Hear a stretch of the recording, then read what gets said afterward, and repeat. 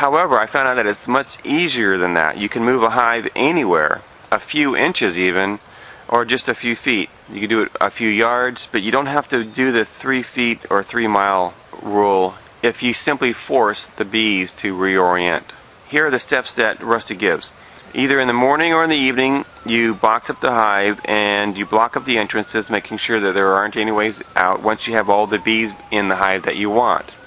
Once you have the hive blocked up and all the bees that you want in the hive, you move the hive to whatever location you want it to be. It could be inches, it could be feet, it could be yards, or it could be a mile or so. Doesn't make any difference. Then the key to this is that you leave the hive closed for at least 24 hours. Now after 24 hours, if you take a branch and put it in front of the door, the bees will be forced to reorient themselves and they'll come back to the new location. He found that if you leave the bees in the hive for 3 days, you probably don't even need the branch or obstruction in front of the hive because the bees will orient themselves automatically since they've been in the hive so long. He also said that you need to make sure you don't have more than one entrance. So I made sure that the top entrance here was closed, and of course I closed the front entrance here too. So my bees have been in here for 3 days. Before I closed them up, I gave them plenty of sugar water. I'm going to go ahead and open them up this morning and see if this works. What I've done here is I've brought over some leaves, and I'm going to take these leaves and I'm going to put them in front of the door, and that will cause them to reorient. So I actually have a little space in here, and the branch itself is small enough that it'll just stick right inside of here. So I brought out some sugar water for them. I'm going to go ahead and open it up and give them a chance to reorient. It's kind of early morning. You can see over here the bees haven't started coming out yet. The sun hasn't hit the hive. So I don't expect a burst of bees to come out, but they certainly could start coming out. So let's go ahead and get this done. What I expect will happen is that the bees will kind of wander out and kind of fly around in kind of a circle, kind of getting themselves oriented. Then they'll take off. But after they do that, they should come back. Alright, the bees have been in there for 3 days now. I just opened up the door and they are coming out, and you can see they're staying on the hive right now, and they're going to take time here to get reoriented. My first impressions of this are very positive because the bees are not taking off and flying right now. It looks like they are just reorienting themselves before they do leave. Again, since they've been in there for 3 days, I may not have even needed this branch at all. The reason why I kept them in the hive for 3 days, and I am using the branch, just to make sure that everything works out well. Originally, when I moved this hive, this was the original hive, when I moved it from this location over here, and the bees came out the next morning, they would circle around and then fly over to this hive. I'm seeing them circle this morning, but I haven't seen any circle and go over to this hive. So initial impressions are very positive, so it looks like it's working just as Ray said it would.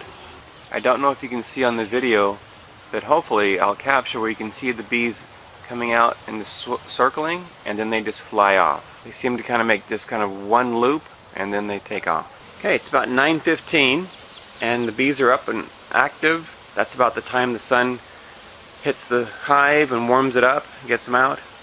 So you can see they're doing exactly what they should be doing, and that is they're reorienting themselves.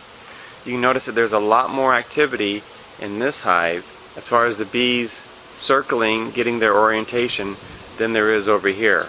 I believe there's actually more bees in that hive, but they know where they're going. They don't have to spend the time to reorient. They just take off and go to work. These girls over here are getting reoriented to the new hive. Everything looks great.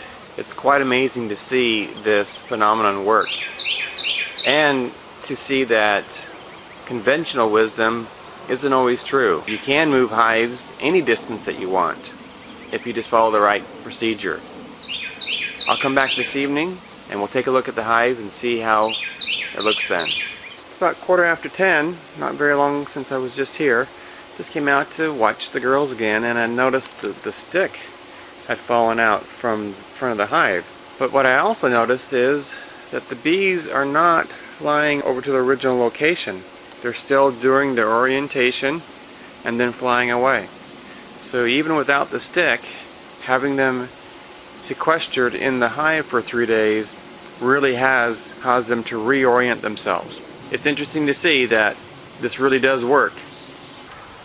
Well, it's 6 o'clock. That means it's dinner time. That's when all the girls come home. And what I want you to notice is that when they're flying in, they're coming straight in.